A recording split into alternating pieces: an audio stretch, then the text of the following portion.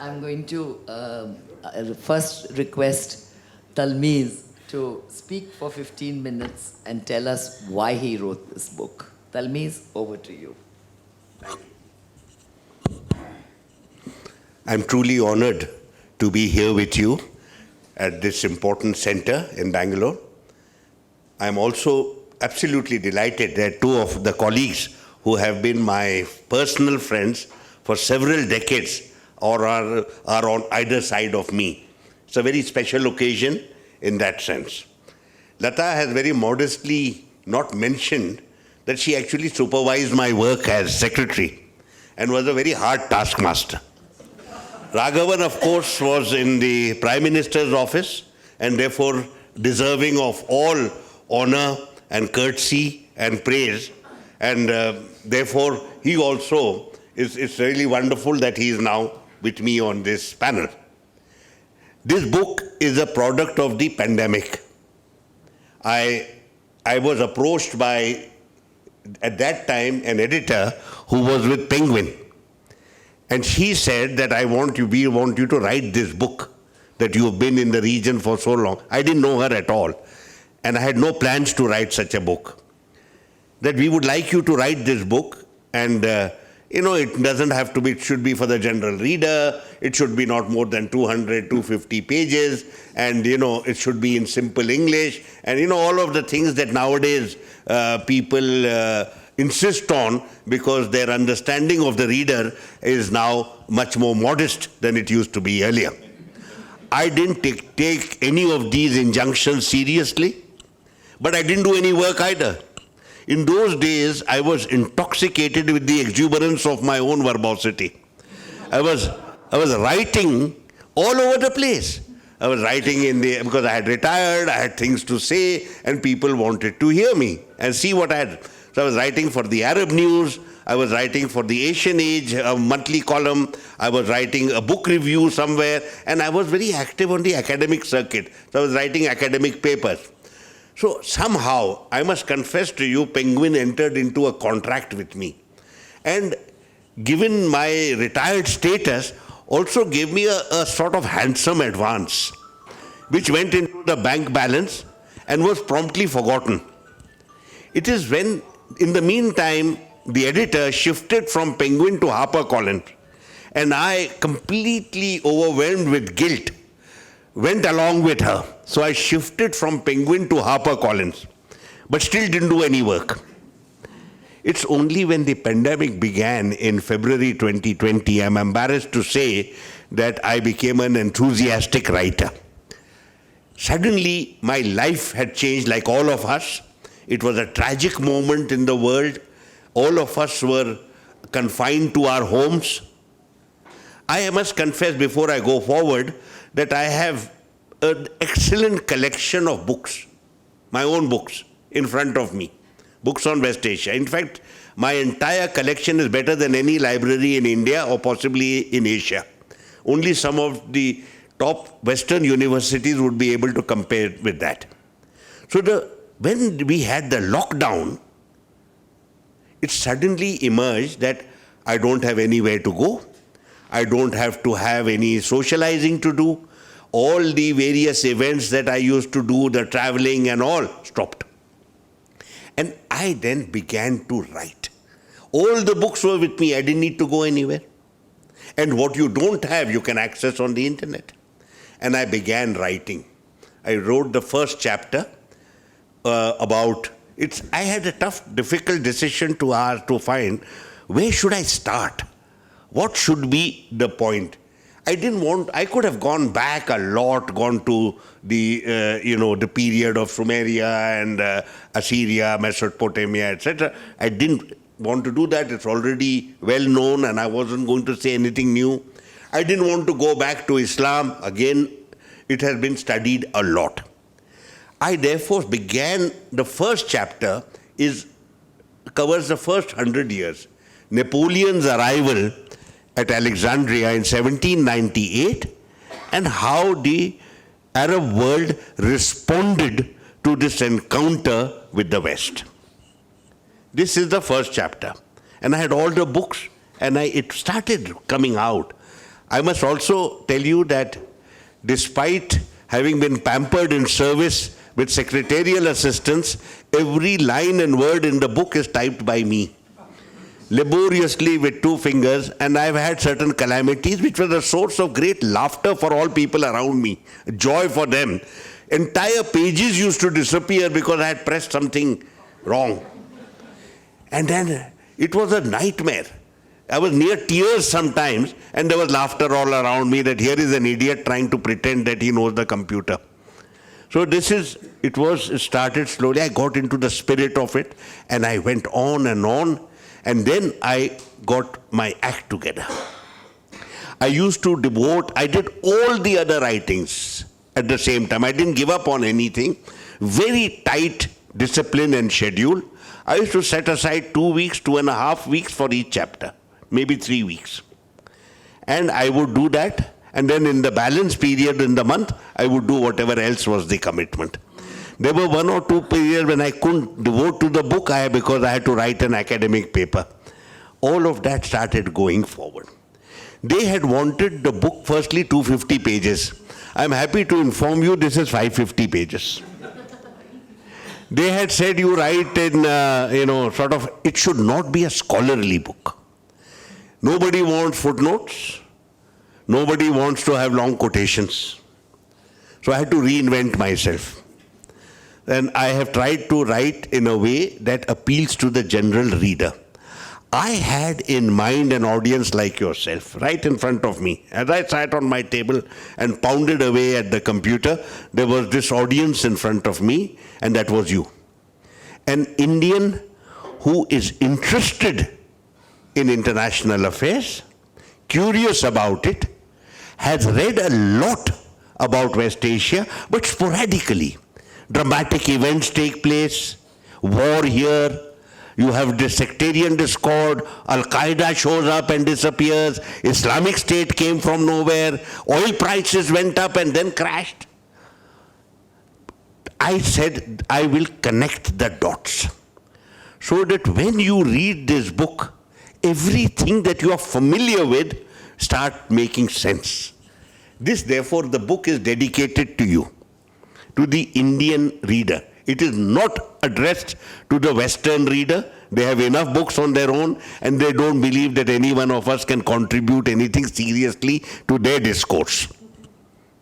I'm not concerned about that. Ours is, we must develop, pursue, shape, and consolidate an alternative discourse, a discourse from India. Overwhelmingly, this is not happening, even 75 years after independence. At various points, I was asked that half your sources are Western. I said, yes, half the sources, because that's the writing that we get. But at least half are not. The point is, the opinion, the assessment, the analysis and the assessment is mine. It doesn't agree with anything that the West has ever seen or read on this subject. What is this all about? The title was given when the book was still with Penguin. So I had said West Asia at war. 2016, 2017, it made sense. We had the Islamic State had shown up. You had the beginning of conflict in Syria and then in Yemen. You also had the US occupation of Iraq and Afghanistan. So it made sense to title this book West Asia at War because there was war. But the subtitle came much later. After the book was done, only then did I write the introduction. And after I finished the introduction, I gave the subtitle. I then had a unique understanding of the region. That came only after the last word had been said, the last chapter had been completed. I could lean back and reflect on what I had written and what I had put down chapter-wise. And I saw a pattern.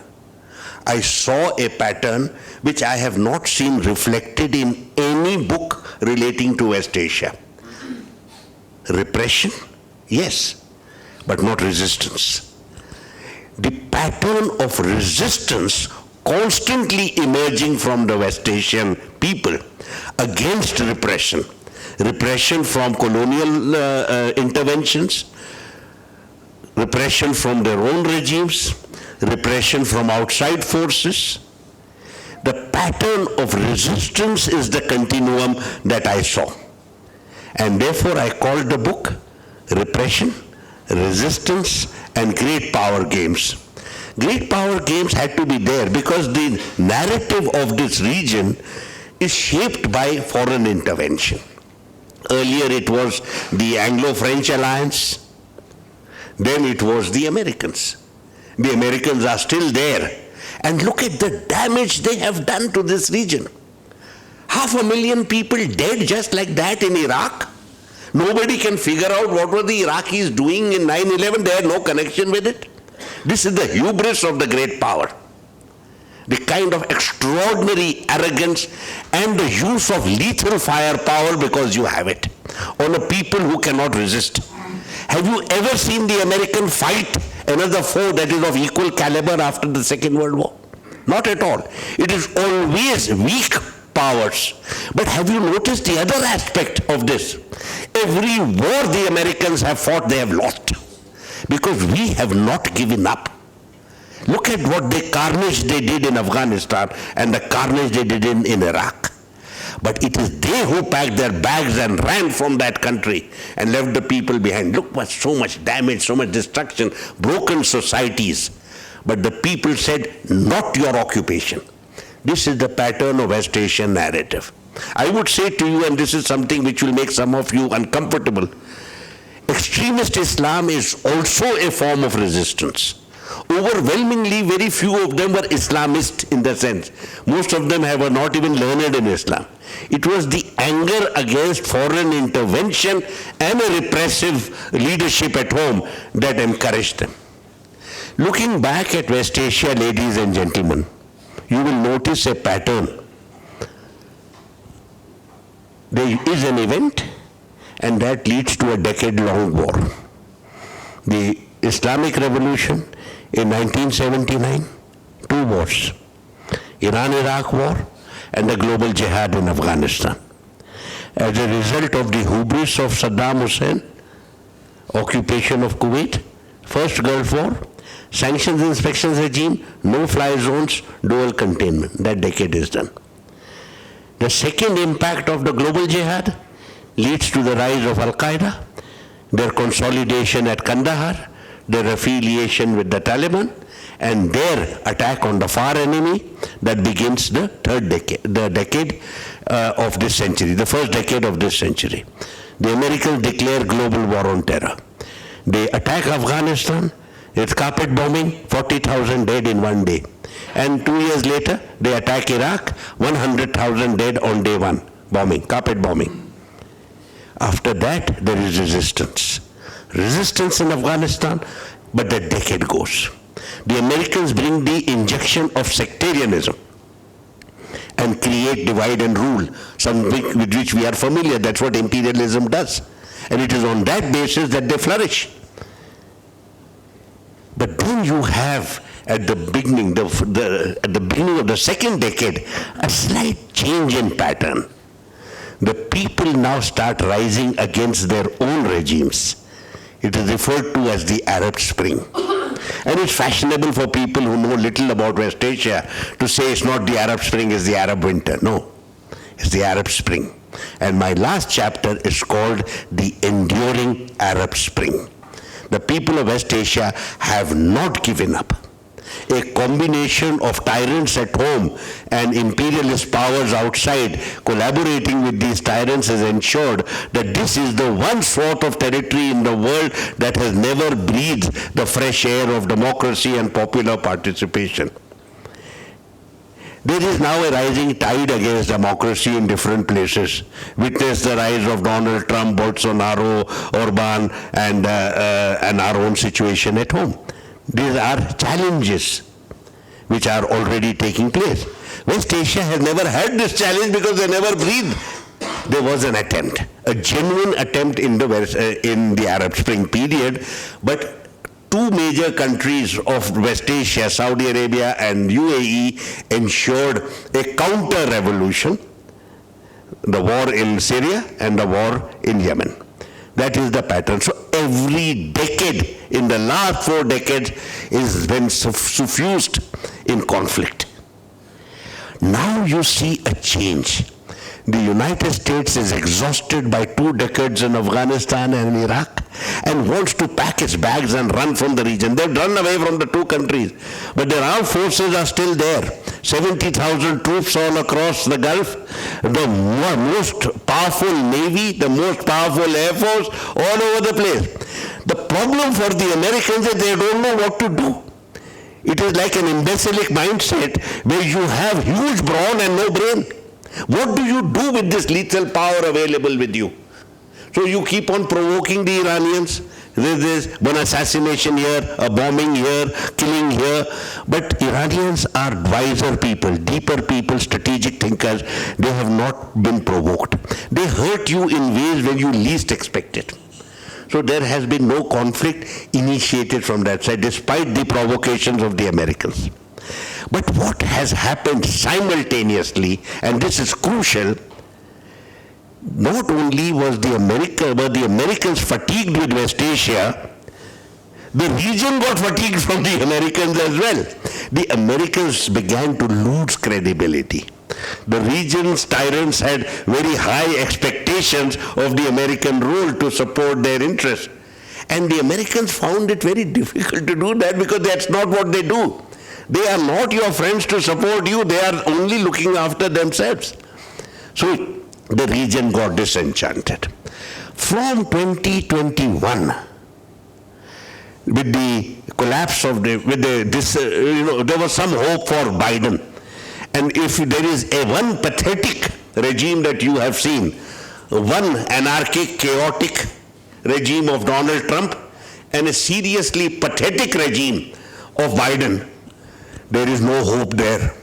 So you find the region now coming of age, pursuing interests and diplomatic initiatives on their own.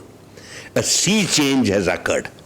For the first time in 4 decades, ladies and gentlemen, there is now the prospect of peace initiated from within the region and possibly going forward. The last thing is there are new players. China and Russia are new players in the region. So as the Americans try to disengage or save face or shape a new role for themselves, new players have already come.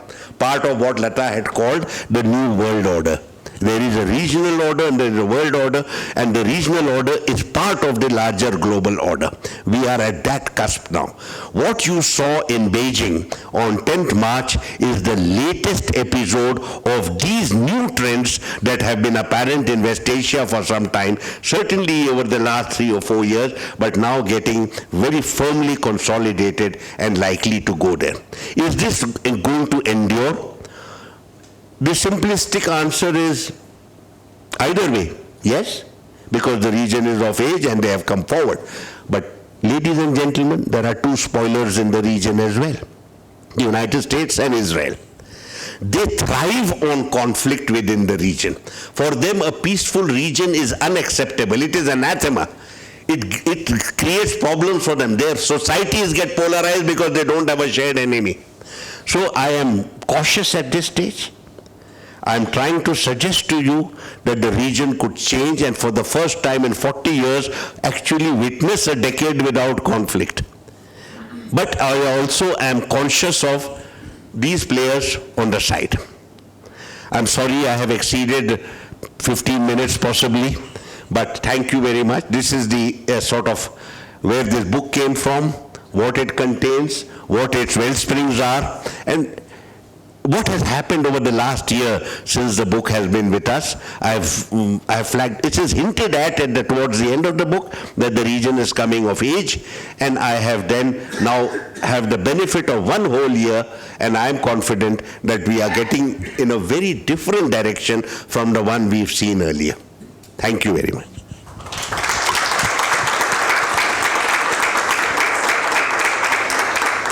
As you see, Talmiz, you have held the audience enthralled. And I think all of you think that, would agree with me that that was truly a very thrilling summary of why he wrote this book. Second round of applause. Now, I have a question related to Talmiz's writing for him.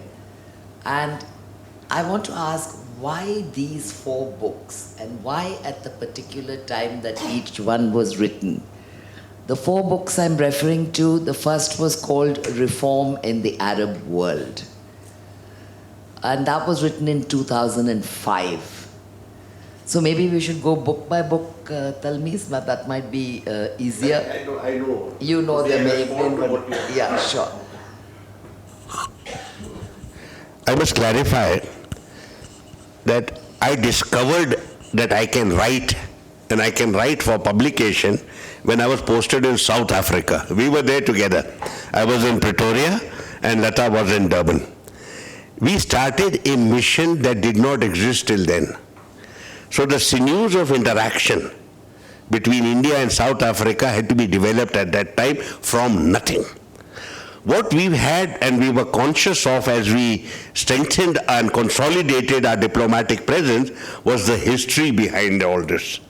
The presence of Mahatma Gandhi, the presence of our community from 1860, arrival of Mahatma Gandhi and his sojourn in South Africa for 24 years, and then the emergence of Jawaharlal Nehru and his support for the anti-apartheid movement, and the solid support that we continued to give to this movement with Indira Gandhi and Rajiv Gandhi.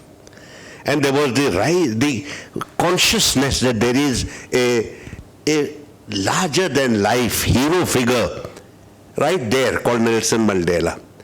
So I wrote a lot for the government, and I created files from nothing. I had to tell the government what South Africa is about, where it is located, what are its provinces, what are the tribes, what are... At some stage there was a sense of exhaustion, that I need a diversion away from all this. I need something as far away as I can get from South Africa and Africa. And I spotted something called political Islam. If you are sitting in Pretoria, there is nothing further away from Africa than political Islam. And I started writing an academic paper for the South African Journal of International Affairs on political Islam. I gave it a very sexy title. It's a quotation from Ayatollah Khomeini: "The cry from the heart of the believer has now spread across the world." So the words, "cry from the heart of the believer," I chose as the title, and the subtitle was Political Islam in Contemporary Times. The South African Journal of International Affairs published it. And I thought an academic journal of certain standing has published my paper, I must be getting something right. So I started writing. I started writing for publication besides what I was doing for government. I did book reviews, etc. Unknown to my 2 colleagues on either side, I wrote articles under an assumed name to guide the government in regard to what it was getting wrong on foreign affairs. So this guidance was being contributed also under an assumed name. And this continued. I used to sometimes use 2 or different names depending on the theme that I wanted to. There was one article I wrote under an assumed name on whether Indian troops should go to Iraq. And my considered view was that we should not go. But I was a serving officer, indeed an ambassador in Saudi Arabia, and therefore I wrote it under an assumed name in the Indian Express. And I took a certain name there. A little earlier there was Robin Cook, some of the late unlamented Foreign Secretary of the United Kingdom, who had the temerity to make some very unpleasant remarks about us, saying Kashmir is an imperial responsibility and it is the duty of the United Kingdom to resolve this issue. And I thought to myself, you idiot, where are you living? Which world are you in? I mean, things have changed. And the visit from there, the Queen's visit from them, from that moment went so rapidly downhill. Everything went wrong.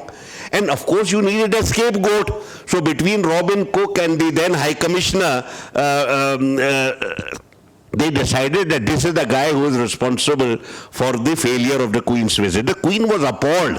She thought she'd come home And she remembered her visit in 1962 and how well she'd been looked after. These people were scared, the High Commissioner and the Foreign Secretary, that they had messed it up. Robin Cook gave an interview in which he attacked me personally.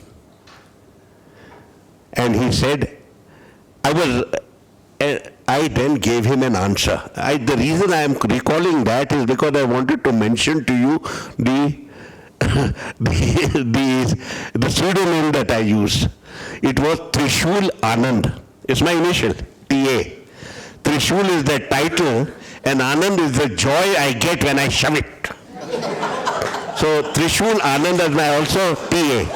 So under the name Trishul Anand, I expanded my views from time to time, and that is, I don't use it that often. Now I don't need to use a pseudonym, but I was still in service.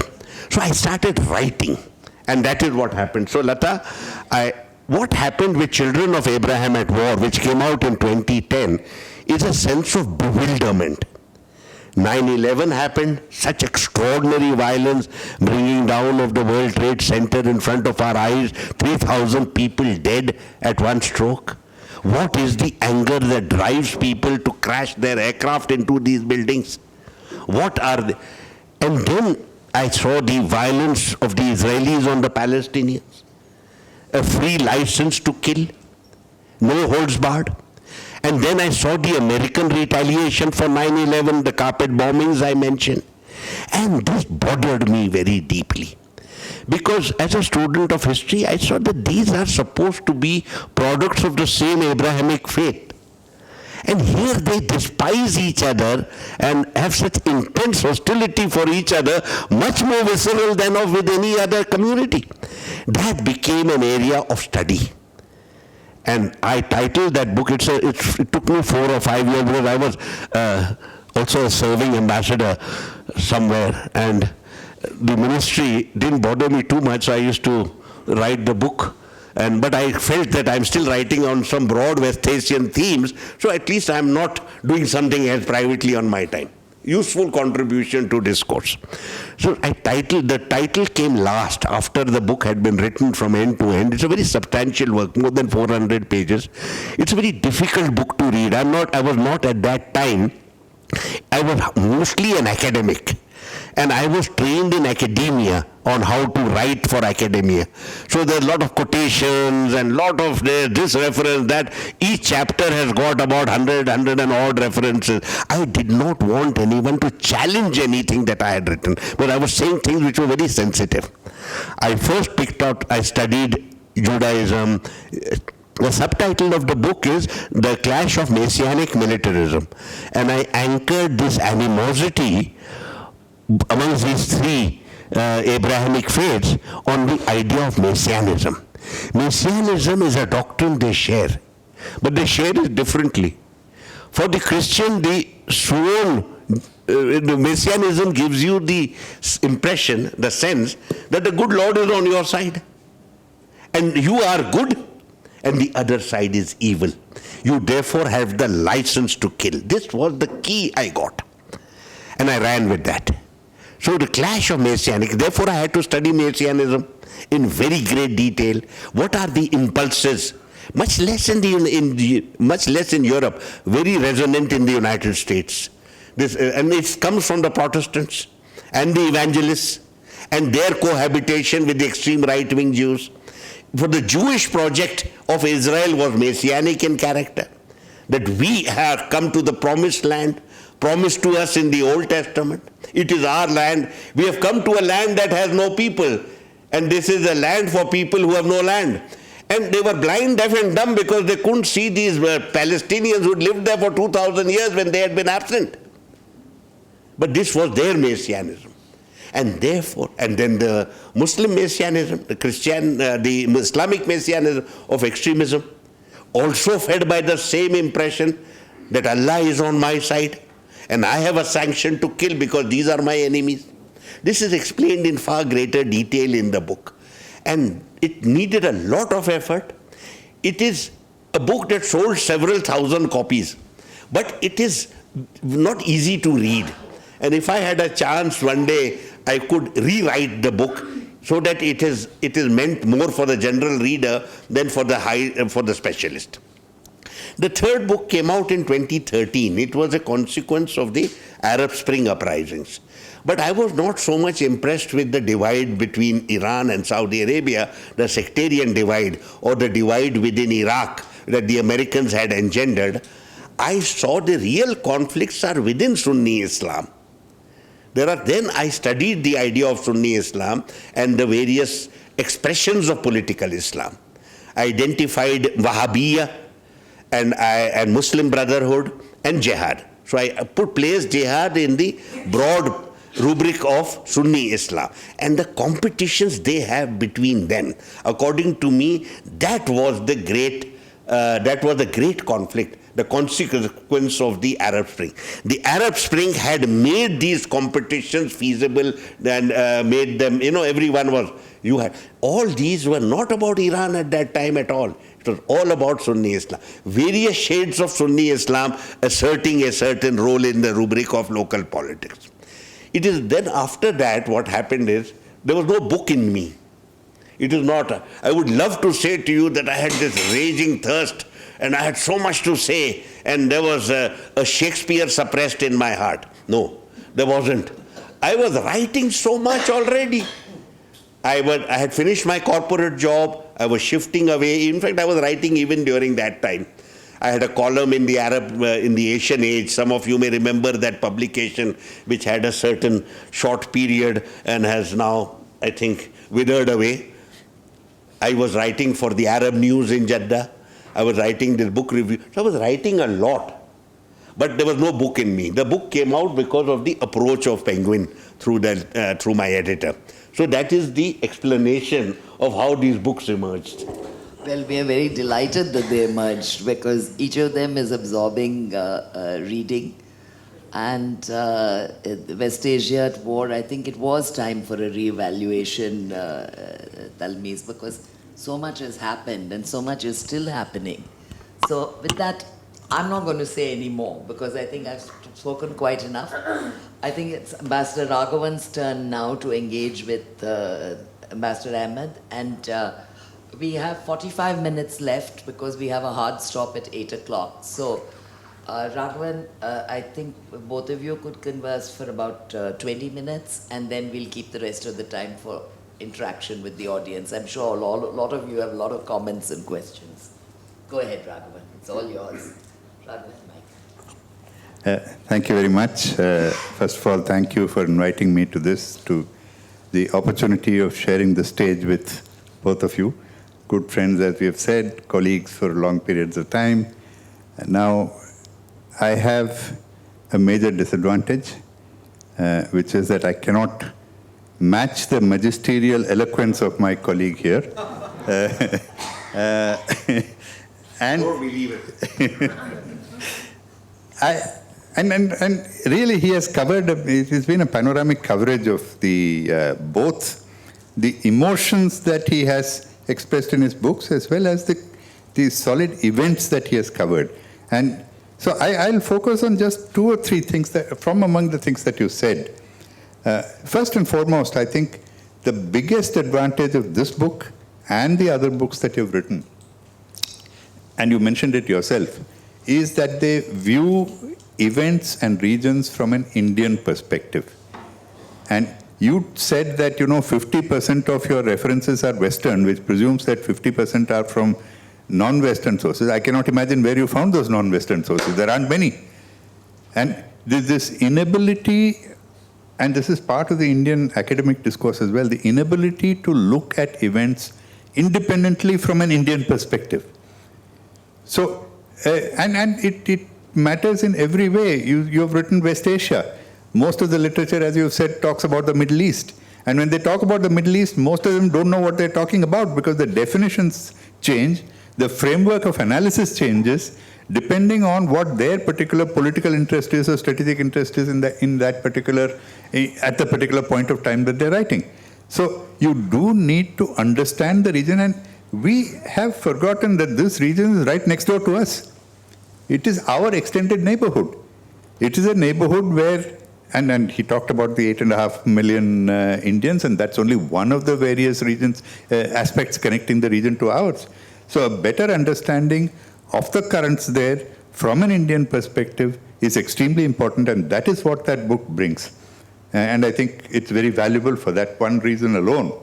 But of course, the other, though he said it in a very humorous fashion, he does bring a hell of a lot of solid diplomatic experience plus academic rigor.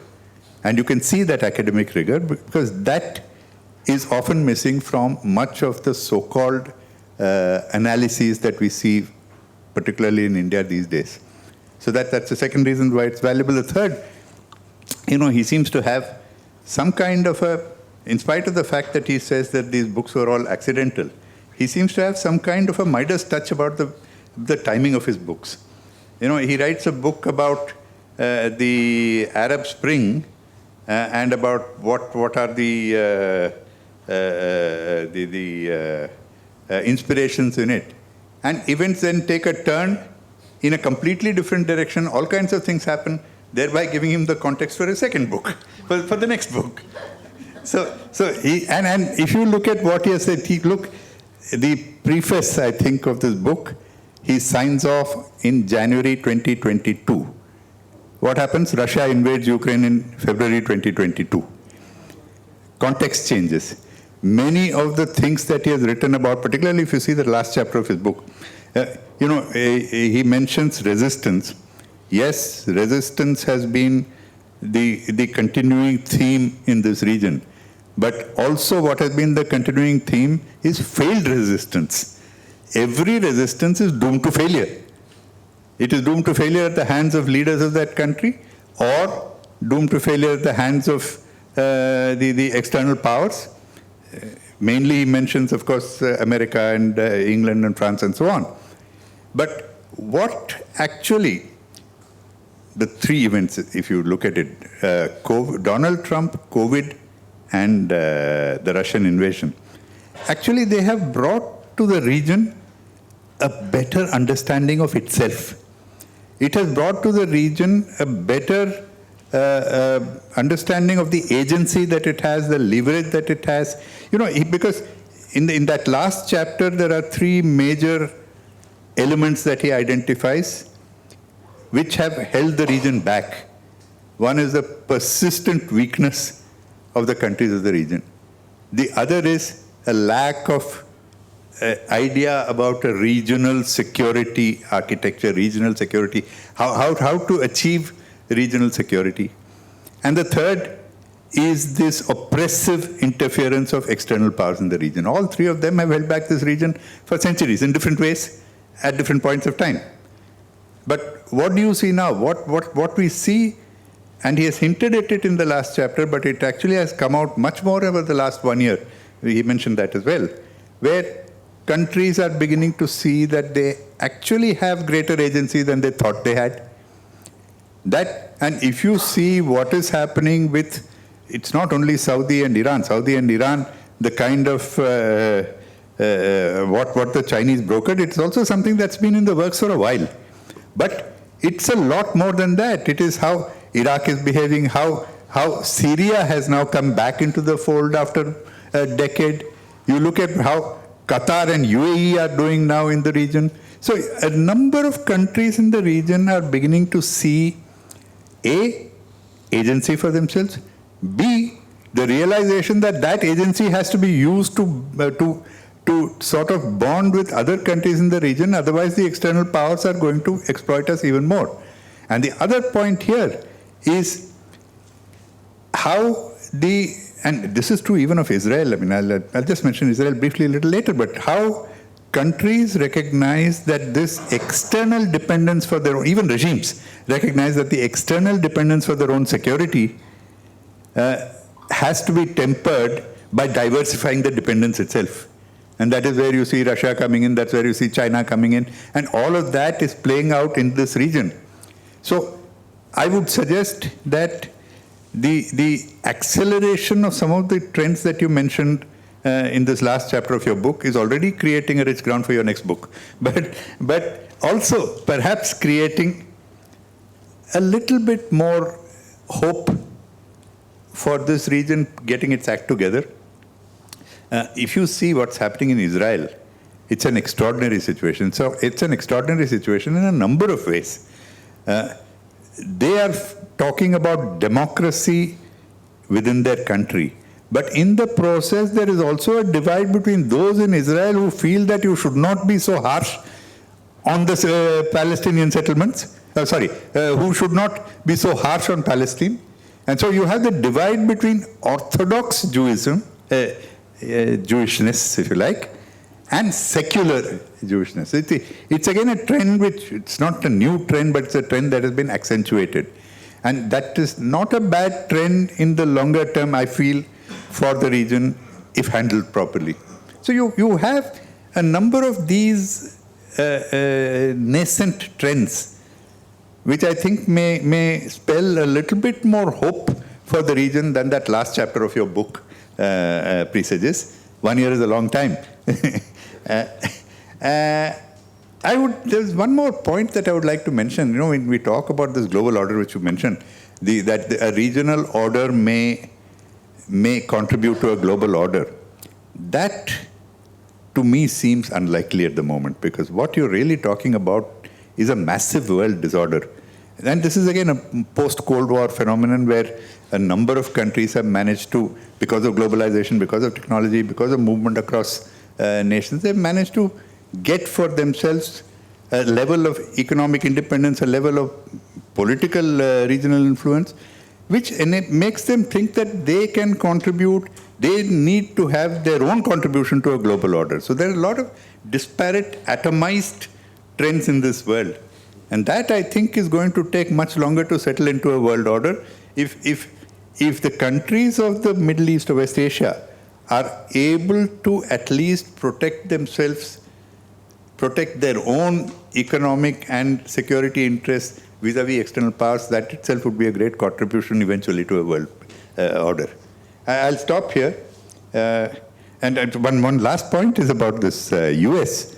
You see, US also, and I think you mentioned this briefly, US shift in preoccupation with China may also do West Asia a whole lot of good, may actually benefit peace in West Asia a lot. I'll stop here. Talmiz, would you like to respond to any of these points? Just a quick, as the book ended in 2021, the sense I had is that we are at the cusp of major change. Change within the region and change in the world.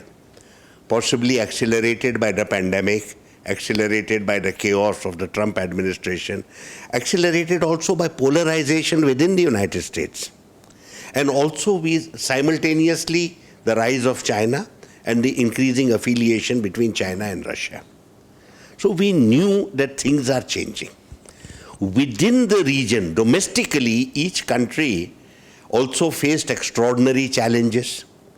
The whole atmosphere globally was about green transition.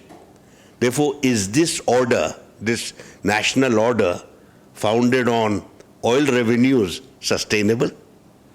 You had to prepare for a post-oil future. As you know, to get oil, you have to invest today to be able to reap the benefits of commercial oil 7 years later. So you need to invest today, but the investment climate is very uncertain. In between, the Americans had fracking, so you had America withdrawing from the market. Now it might return to some extent. So you had that. Also, a new generation of leaders had come. Earlier, Saudi Arabia had shaped its entire regional approach on the basis of religion, Wahhabiyya, a unique form of faith, of the Islamic faith, only there in the kingdom itself.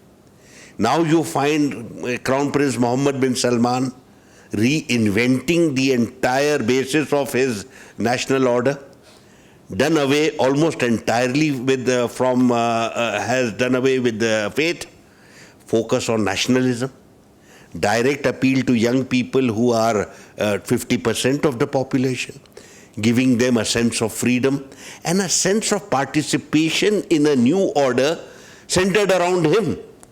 So when he speaks, he tells his young people, don't look for employment. Look for entrepreneurship and become my partners. We are going to be partners in the great adventure where we will go with our country forward as a basis of technology. Much of that may be rhetoric, but that's the way the young people. So there is a sea change domestically also. There have been therefore serious implications for diplomatic engagements. They have been going on. The loss of credibility of the Americans, as far vis-a-vis the Americans. There are many, if you as a student you can put down many markers. But the markers most mentioned in regional discourse is the US failure to defend Saudi Arabia when its oil facilities were attacked in 2019. And half its oil production was stopped for a week. The Saudis genuinely believe that there is going to be something happening, perhaps an attack on on Iran, though it was the proxies. And it became very clear immediately that the Americans have no interest in a regional conflict. That was one. And the second is the US withdrawal from Afghanistan. We saw it on television. It was a repeat for those of us who had been there earlier. It was a repeat of what they did in Vietnam. But the level of confidence in the United States was absolutely rock bottom. That this is how you treat Afghanistan, where you fought for 20 years and then you run so fast that your plane takes off with people hanging onto the wings. Is this the hallmark of a great power? Are we going to depend on this country for our sanctuary, for our security? These two episodes, and then I would say something is not always mentioned, the loss of confidence in Biden. It has been incremental. Initially, all of us, we were so relieved that Trump had lost by 6 million votes. And we thought a voice of sanity has emerged. This is a guy who's been around, senator in 1974, and then all over the place, vice president under Obama, a serious person. And he's not got anything right. He can't even walk properly. He can't even speak properly. He gets everything wrong on a daily basis. What are you going to do? The great American leader, he gets all the names wrong. He mistakes his vice president for his wife and vice versa. It's not going to happen. Therefore, you see a very sad thing, an aging patriarch reaching rock bottom. They need a rejuvenation. Look at the state of their politics. Look at the state of their debate. An embarrassment on a daily basis. Look at the state of their former president. They just about failed to put handcuffs on him. Now, the region saw all these pointers and they realized that we have to reinvent ourselves. And this business of engagement. So between April 2021 and April 2022, Saudi Arabia and Iran had 5 rounds of discussions in Baghdad, right? And 3 rounds of discussions in Muscat, talking about security, mutual confidence, what we need, mutual trust. You did this, I did this. I'm sure they had a lot of acrimony. It was done in Baghdad during the prime ministership of Mustafa al-Kazmi. And then it stopped. Because there are many reasons I mentioned. The Iranians said, look, you better give us something. You open the diplomatic ties first and you give us an economic package. It is said, I don't know. Therefore, whenever I mention this, I give the source. I don't know. What is it that stalled it? And then in September, you had the Iranian uprising of the women, the anti-hijab demonstrations, September, October, November, and parts of December. 500 people dead. Lot of atrocities committed against ordinary people. And at the heart of all this, the collapse of the economy due to sanctions. So you had that. So there were compulsions on the Saudi side with regard to Iran and compulsions on the Iranian side. They needed. Saudi Arabia was absolutely crushed by the war in Yemen. They had gone to war thinking it's a 3-month conflict and these Houthis will be finished and I'll be back and I will be able to dictate the agenda in the country. None of that happened. 7 years have passed, the war is still on. The Yemenis have taken 100,000 dead, every city destroyed, but they are still holding on to Sana'a and Hudaydah and large parts of the country. The realization that war is not going to result in a proper conclusion and certainly will not serve your interest. This is the background for Saudi Arabia and Iran to talk to. The last point I will make is keep an eye on China and China plus Russia. They have been steadily expanding their footprint and their fingerprint. There's a lot of synergy between them behind the scenes. The conventional wisdom, and it included all of us, the Chinese don't want to get involved with the politics of the region. They say, and I have talked to Chinese scholars, we don't know the region, we don't know the language, we don't know the religion. You know this region for 5,000 years. You take initiative and we will follow you, we will support you. That was the approach. This was, by 2014, I asked the Chinese professor of West Asian Studies, they have an institute, Chinese Institute of West Asian Scholars. I said, how many members do you have? And he said, it's not a big number, just about 1,000. I said, 1,000? I think we don't have 50. So, and this is when we have 5,000 years of connectivity with West Asia, ladies and gentlemen. This is a country that comes from nowhere. They build expertise. Today, every university that I go to in UK and not USA, UK and any other place, I see Chinese scholars sitting there, doing PhD programs, learning Arabic, writing papers, not necessarily great papers. Every Chinese university has a department of West Asian Studies, Center for West Asian. A friend of mine set up the Center for West Asian Studies in Shanghai University. And then he has now shifted to Fudan University and he has set up a Center for West Asian Studies. They're bringing out journals, so the expertise has expanded. And with that, their confidence. It is therefore, this is the background. We have been watching this. We've been weeping. Many of us have been writing. I am one of those who've been writing regularly from 2011 till 2019. Every year I used to produce an academic paper pleading with India to take the initiative to be engaged in promoting the stability of this region. I said, I looked at all the joint statements that they had prepared when Mr. Modi went there. And I quoted from there that here is the opening for you. Just take the initiative. But there was no such initiative was taken, and therefore China has come forward. Keep an eye on that. I think we are. Now, I agree with Raghavan. There is world disorder. This world order is a misnomer. Even during the so-called world order of the Cold War, look at the conflicts that we had in Korea and Vietnam and Cuba, Angola, Mozambique, and then Afghanistan. So it was not conflict-free, and we had very serious conflicts, we nearly went to war at various times, and there were a large number of smaller wars. I agree that we are looking at disorder. I'm in fact I'm trying to do research. I'm saying this so that I have the incentive to finish my program, and that is this: India in the vortex of global disorder. That is the title. So I've got the title first, and then I've now got to do the solid, ugly, hard work, because I'm not familiar with the subject. But this, I agree with you, that there is a global disorder.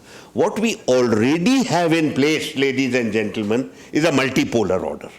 A multipolar order that means a large number of countries, Japan, Korea, Indonesia, Malaysia, Australia, India, Iran, Turkey, Israel, Saudi Arabia, asserting a role, autonomous role in world affairs. We coined this term, which is now a cliche, strategic autonomy. This is what we are talking about. We will take decisions in support of our own interest, foreign policy decisions. We will not look over our shoulder elsewhere. Saudi Arabia's policy today is founded on this principle, strategic autonomy. We also have our own country, less said the better.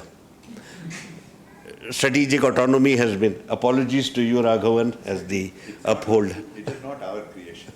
It is. We'll see during the Q&A. But as of now, we have strategic autonomy being asserted by countries that were beholden to one big power or the other. Imagine Saudi Arabia. From 1945, they have been attached to the American apron strings. Today, you can't believe, for veterans, I can't recognize that country.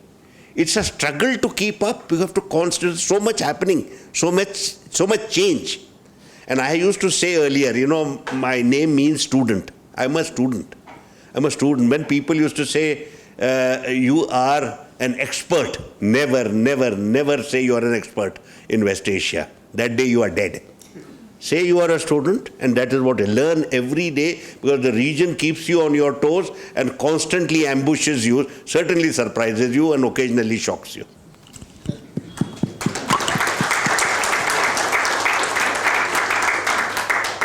I think, you know, as you'll all agree with me that, you know, we've had a fascinating session. So now we have a little over. Yeah, I just want to go back to what you said about Iraq. I mean, I was there in Iraq for 30 days before they bombed it. I never understood exactly why the Americans, you know, did what they did. That would be fascinating if you could explain that.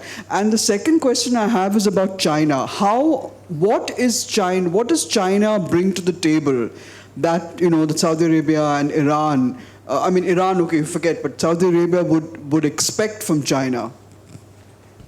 You know that it's now 20 years since the war began, and it is now that some books have started coming out. The bewilderment associated with this American action has been now with us for 20 years. I was in those days posted in Saudi Arabia, and I wrote 2 papers on this for the ministry.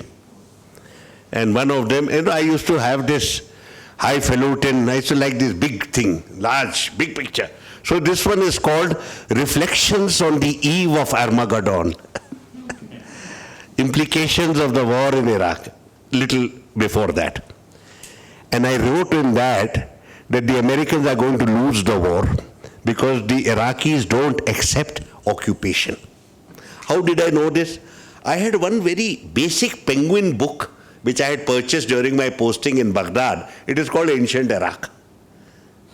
Ancient Iraq. And I read that book, besides my posting and a few others, but Ancient Iraq. And I noticed there's a poem there, 2000 BC. Oh, the prince has fallen into the dust due to the foreign oppressor. But we will stand firm, and we will send the oppressor back. In my dispatch, I quoted this. I said, this is written 2000 BC, that's 4,000 years ago, and this is going to animate Iraqis now. I said the Iraqis will not. I'm talking on a personal basis, if you don't mind, forgive me. I went to the NDC in 2003, and I spoke there. The brigadiers all thought, khatam ho gaya. I said, the battle is over, the war has begun. And the Americans within 1 year will lose the war. A year later, 2004 October, I arrived there. I told them from this podium, different audience, this podium I had predicted this, the Americans have lost the war. They were ill prepared for insurrection. They were completely bewildered. Now, why did George Bush go to war? I have a personal view. Firstly, in the book, I have highlighted the role of Israel and the neocons. They were obsessed. They were madmen. They wanted an attack on Iraq even before the attack on Afghanistan. Wolfowitz and Richard Pearl. Now these names are not known. People are trying to figure out what happened to these idiots who led to this carnage. 500,000 Iraqis dead, and you don't even know why you went to war. So at that time, they thought they are serving the cause of Israel. So Israel, one more Arab state gone. Any Arab state that poses a threat to Israel, gone. So first it was, so Iraq has to be finished once and for all, and that is why Iraq has to be attacked. My view is different. It is, I take on board the neocons, and I'm fully familiar with their pressure on George Bush. George Bush was shocked and bewildered. He was shaken to the core. Nobody has ever accused him of being bright or being well informed or having read a book. But he had instincts. He had instincts. And it is said that his approach to Iraq and to the attack on 9/11 was shaped within the first few hours. Anger, rage. How dare someone attack the American homeland? It is absolutely God-given for the Americans to attack everybody else's homeland. But how dare somebody attack our homeland? So that is, he needed the enemy. Now what happened with Afghanistan? Carpet bombing, several thousand dead, Emirate of Afghanistan finished, all of them, Taliban disappeared, Al-Qaeda disappeared. Where are the heads? Where is the head of Osama bin Laden, Ayman Zawahiri and Mullah Omar? How do you declare victory? The victory was not complete because you had no head to show. How do you tell the American people we won? The American people would say that where are those heads? Nobody has been killed that we know, only ordinary peasants have been killed, whom you call Taliban, which you can spot from 40,000 feet. From 40,000 feet, the American put every Afghan killed was Taliban, as you know. He needed Iraq. Iraq was the perfect target, incapable of fighting back. No army worth the name, air force completely emasculated, a broken country, and then broken by sanctions. But they were Arab and they were Muslim, and you had demonized Saddam Hussein. How was the mythology created? Saddam Hussein is a lackey of Osama bin Laden. When the two despised each other deeply, they were able, and that's WMD, the absolute fake of the global war on terror. WMD, weapons of mass destruction. In those days, they didn't say nuclear weapon as they say for the Iranians, but they said some chemical weapon. This was the excuse. George Bush was animated by rage, unfulfilled, unsatiated desire for vengeance, which he was finally able to accomplish with the assault upon Iraq. There you had Saddam Hussein's head, and you deliberately showed it on television, you hanged him, and you said that the Shia have taken revenge. As they failed to say, no American knows today that Al-Qaeda was constructed by them in Afghanistan as part of global jihad. So these wretched jihadis who finally assaulted your homeland are your progeny. No American has been told that. And when they came to Saudi Arabia, and this bunch of 15 American journalists came within a few weeks of 9/11, and the American ambassador hosted a party for us, they asked me, who is responsible for 9/11? They expected me to say Saudi Arabia. I said, you are. United States is. It's like I had slapped that journalist. They were so shocked. They had no memory. For them, life began with 9/11. But for of us who have the mistake of reading books and actually thinking, we know that life didn't begin in 9/11. It began much earlier when you supported this jihad. It was an Afghan national struggle which was converted into a jihad. The other is China. What is expected of China, I can't tell you. I know what China have been doing. China has declared this is a tripartite agreement. That means they are effectively the guarantors of this agreement. And they have never played such a role before. If you read American literature and the wise from various think tanks, think and exaggeration tanks, they say these things. It's bound to fail, they are ill-equipped, as if their own country has been equipped and has brought peace and stability to the region. So Chinese are not. But I think there's something more here. The Chinese approach is not military. It's something which the Americans will not understand. There's no military role here. Their role is diplomatic. The Americans have not done any diplomacy other than the nuclear agreement, and you saw what happened there. In the case of the they call it quasi-mediation policy. Quasi-mediation policy means I'm available, But most of the dialogue has to be done between the two of you. I am there on the sidelines and will intervene. In the meantime, what is the incentive for peace and stability? The economic aspect, the energy. They need this energy. They need this trade. They need the investments on both sides. And Belt and Road Initiative, all of them are partners in the Belt and Road Initiative. All of them are excited, we'll do this, we'll do that and everything. So the non-military aspect, which is not there in the program, and the vested interest all across the region in peace and stability, and their commitment to certain joint projects, and the sense that war has not gained us anything. All of these taken together, I would say, are the basis on which China is thinking of going forward. And I think this has been thought through. It is not an impulsive act on the side of Saudi Arabia and Iran. And as you know, it didn't stop there. Saudi Arabia has normalized ties with Syria. UAE has told Netanyahu he is not welcome. Saudi Arabia has told the Israeli foreign minister he is not welcome. So that silly thing that was happening, the so-called normalization, is already on the back burner. Things are changing right in front of our eyes. My whole business is, Raghavan mentioned the end of my book. The end of the last two paras are the most difficult that I wrote. I did not want to end a 550-page tome on a pessimistic note. Therefore, I wanted to end on optimism that change will occur. So I wrote that paragraph. And it was initially the last paragraph. The previous paragraph was, these autocracies will not allow change to occur. I had given the example of Palestine, that resistance has been sustained from 1948 till today. What have the Israelis not done to them? Mass killings, the demolition squads, which our people here have copied. They have every kind of atrocity that is possible that one people can perpetrate on another, they have done.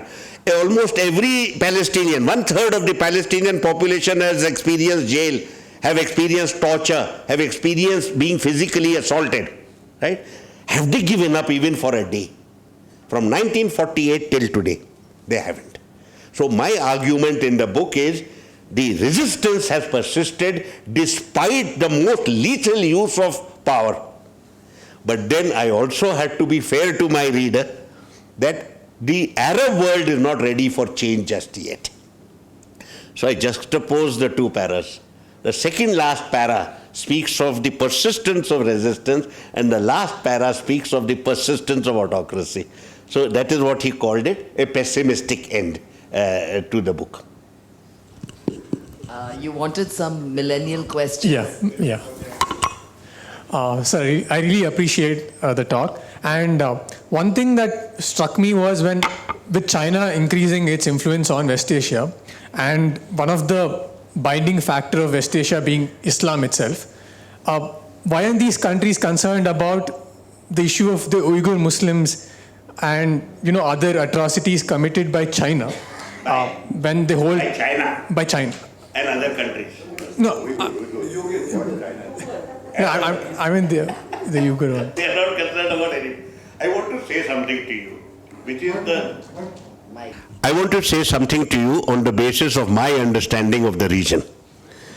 The problem with our understanding of the region is we use the word Muslim states. When you call someone a Muslim state, what do you imagine?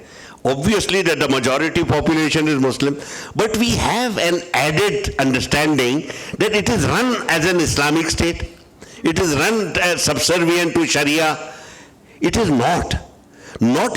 Even Saudi Arabia and Iran, that are most theological in their pronouncement, all of them are normal states whose business is to sustain the royal family or the ruler in power. They use rhetoric wherever it suits them. In the case of Iran, the doctrine of Vilayat-e-Faqih enables the ruler to go against Sharia in favor of national interest and to have the expediency council. Expediency, which means overthrowing any theological entity, any theological principle. That's why Khomeini agreed to the truce with Iraq He had sworn he would never do that, but he did. He poisoned chalice. I drank the poisoned chalice. Saudi Arabia is the same. They dined out on Wahhabiyya for about 100 or 100 and odd years. But I lived there for 10 years. 3 postings, 10 years total. I used to ask, where is Wahhabiyya? Where is the doctrine? I only saw in the name of Wahhabiyya coercion. That means Wahhabiyya was the instrument of coercion. And you had the religious police for that purpose. They are all foreign policy in West Asia is done on the basis of national interest. This is the key to understanding. Therefore, because we look at this and the term Muslim country, they may have a Muslim, it's like us, we have a majority Hindu population, we don't say Hindu India, Hindu country. No, we recognize that our country is run on the basis of national interest. Okay, so therefore now the Chinese, they regard this matter as domestic. If you were sitting in Riyadh or in Abu Dhabi or in Doha, would you ever want to say something about another country? Because the moment you do that, you are subject to the same scrutiny at home. Is that what you want? Human rights abuses, you don't do this, you don't do that, women are mistreated, human rights activists are mistreated, dissenters are mistreated. Right? Anyone who has problems at home must keep quiet about the scenario of another country in terms of its domestic. So, as far as they are concerned, the Uyghur issue is a domestic matter. And on that basis, no one else needs say anything. The only persistent irritant in the region is this American. वो अपना report निकाल देते हैं. Religious tolerance report, this report, that report. The people are fed up. I mean, in the region they are fed up. In India we are fed up. And what about you? We know what kind of order you run. It's a hardcore racist order with extraordinary police brutality. You don't write reports on that and you tell everyone else how to run their life. So people are now fed up, and I think this is enough is enough. No state is perfect. Many things need to be done better, but no one likes someone else to tell you that. Well, these are the same countries which talk about Kashmir, which is our domestic. Which state has talked about Kashmir? Please. They have not done so recently. They have not done about Kashmir. Kashmir, if you look at this, you ask any, I interacted with Crown Prince Abdullah bin Abdulaziz. But OIC, Yeah, I will just talk about OIC. OIC is a platform of Islamic countries, was constructed by Saudi Arabia to muster Muslim opinion in favor of its policies. That is what they do. They pay for it, they run the secretariat, they control the discourse. Where issues agitate them. In return, every member country has a right to abuse the non-member. So our Pakistani friends from 1990 have been using the OIC platform. There are others also. Nobody in the world bothers about these resolutions. They are written by Pakistanis, even they themselves don't read. And it is now day before yesterday's news. Nobody cares. OIC is still serving Saudi interest. But yes, those resolutions do come up. External Affairs Minister Jaswant Singh gave an instruction to us. No more refuting these. Earlier we used to refute them. They said no more refuting. It's not worth the paper it's written on. The words he used to me, I was JS Gulf. These resolutions are not worth the paper they are written on. Khatam. We don't bother. I believe OIC has nothing to do. That them Pakistanis, whenever we remonstrated with the countries concerned, they said, why are you bothered about these stupid resolutions? Has anybody in our capital said anything on this subject? You must see what is our national position. These OIC resolutions do not represent our national position, and that is all. May I request questions to be kept very brief, please? Answers also. Yeah, hi. Thank you for a very nice summary. I have a question with regard to Israel. Israel had earlier been loggerheads with all the Arab countries, But of late, we have seen that they have, increased the normalization of their relations with UAE and other countries. So how do you see this trend in West Asia? Yes, is Israel going to go away from its stance of, as you said earlier, that they are creating a lot of mischief in that region. So how do you see this trend? See, the Israeli agenda is a complicated thing, and I'll take very briefly. I don't like to simplify complex matters, which is why my answers tend to be a little long. But look at this. Israel was created in lands which had been Palestinian for 2,000 years. It is the Romans who had thrown the Jews out in 70 AD, right? And destroyed the second temple. The mistreatment of Jews was not done by the Muslims, it was done by the Christians for 2,000 years. There were pogroms regularly taking place against them by Christians, and culminated with the Holocaust. No Muslim ever killed another Jew during this period of nightmare. And Jews start coming to the homeland under the Balfour Declaration. All of that. The Jews who came, initially the political leaders were secular Zionists, who never went to synagogue and all. David Ben-Gurion and all. But then the Messianics took over, 1967 war. The victory in 1967 proved to the Jewish community, Israeli community, God is on our side. Not only is God on your side, He has given you the license to kill all these other guys. Their effort is, why Israel doesn't have a constitution? One of the rare countries in the world doesn't have a constitution. The first para of the constitution, you have to define your homeland, your land, the borders of your land. Israel doesn't want to do that.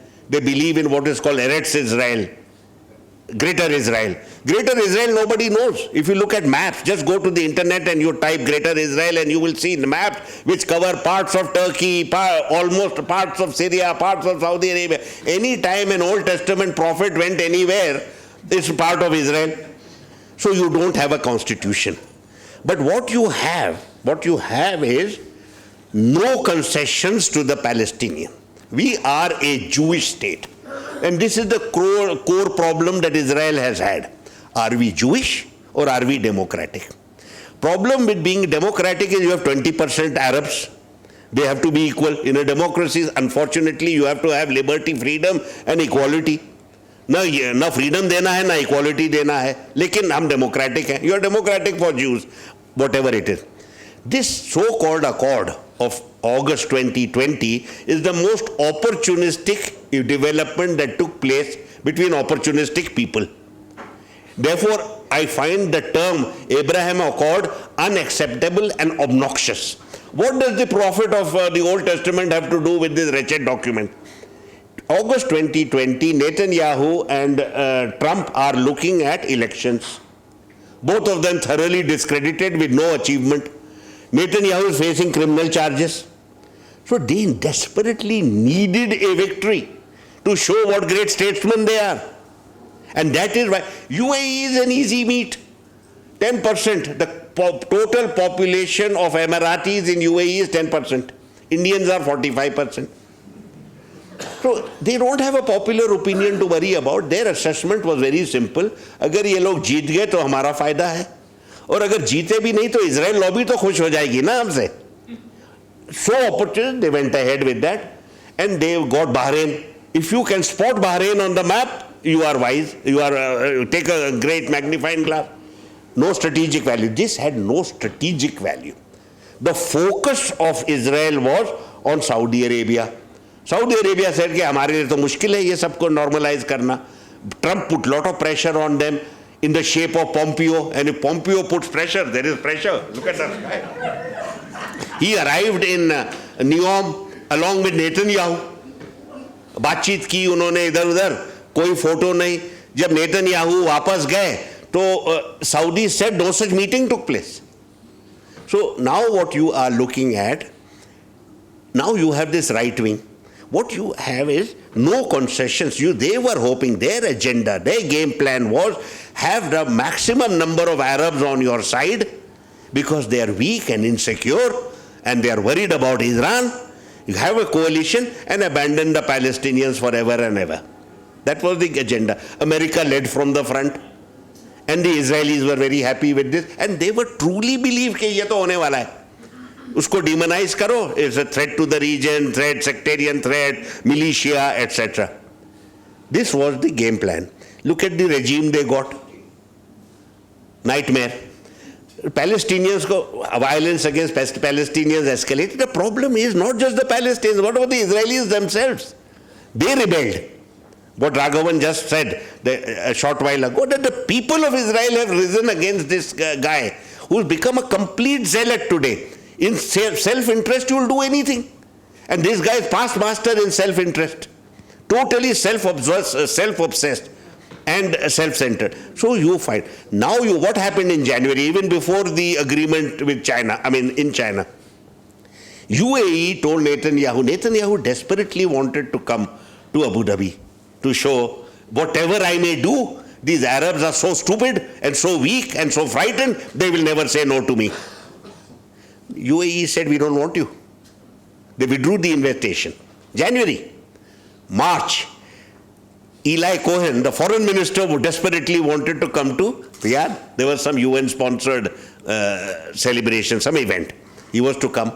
UAE didn't, Saudi Arabia didn't withdraw the invitation. They just failed to discuss with his security what kind of security he would get. Usko bhi cancel karna pada. What he was hoping for, that despite the agreement in Beijing, these Arabs are not sold out to the agreement. They still want to balance with Israel on one side and Iran on the other. That privilege has been denied to them by the Saudis. Now, I have another view for you. And this is a view that I have held since the agreement of 2020. All the focus is on normalization between Arabs and Israelis. Look at the impact of this normalization on the Israelis themselves. Why do we assume they are not impacted? They are traveling in huge numbers. You can't go to Abu Dhabi or Dubai without hitting an Israeli. कोई business के लिए आया है, कोई tourism पे आया है, कोई shopping के लिए आया है. They are trying to set up a synagogue. UAE has set up 3 faiths event place. Judaism, Christianity, and the Abrahamic faiths are coming together in one huge monument. Right there. The Jews want to have a synagogue. Maybe they will get one shortly. Right? As of now, that is the case. I feel that over a period of time, as the Jews interact, as the Israelis interact with the Arabs over a period of time, they will see a very different community from the Palestinian. Palestinians, they have crushed and they have brutalized. Look at these people. Well-read, well-educated, self-confident, affluent, running multi-million-dollar businesses. Will the Israeli be able to sustain his visceral hatred of the quote-unquote Arab in the basis of his real agreement with them, engagement with them? That is my suggestion. So I think that the game plan the US and Israel had put together of a one-sided relationship has now not likely. When there is a question which requires a substantial answer, I'm going to give it. That's what I have done. I think we'll have to let the author have the last word. And with that, may I thank you all for being a very patient audience. As you can see, his eloquence is unparalleled, magisterial, as Raghavan says. So may I ask you all to give him a round of applause? Yeah. Thank you.